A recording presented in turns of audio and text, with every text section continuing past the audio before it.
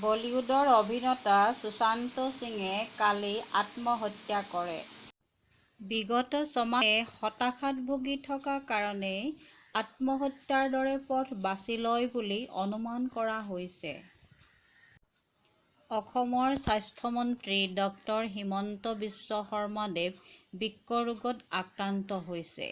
Ultrasound কৰাৰ পিছত এই কথা পোহৰলৈ আহে।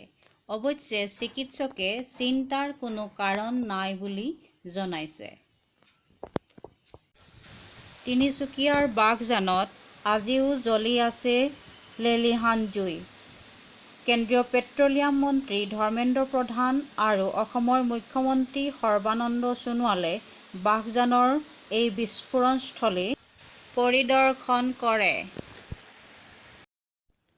অসমত কৰনা ভাইৰাছত এতিয়ালৈকে আক্ৰান্ত হৈছে ৪,০০০ৰো অধিক লোক আৰু মৃত্যু হৈছে ৯ জনৰ। কিন্তু এনে সময়তো কোনো জাগাতে সামাজিক দূৰত্ব দেখা পোৱা নাযায়। ICMRৰ ৰিচাৰ্চ অনুসৰি অহা নৱেম্বৰ মাহত ভাৰতত আটাইতকৈ বেছি আক্ৰান্ত হোৱাৰ সম্ভাৱনা আছে।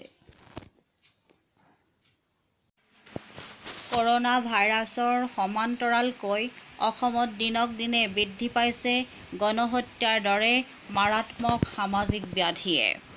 সনাতন দাস, দেৱাশিষ গগৈ, নুনমাটিৰ ঋতুপৰ্ণ পেগুৰ পিছতে কালি হাজোত ৰিয়াজুল আলী নামৰ এজন ব্যক্তি গণৰোষত পৰিছে।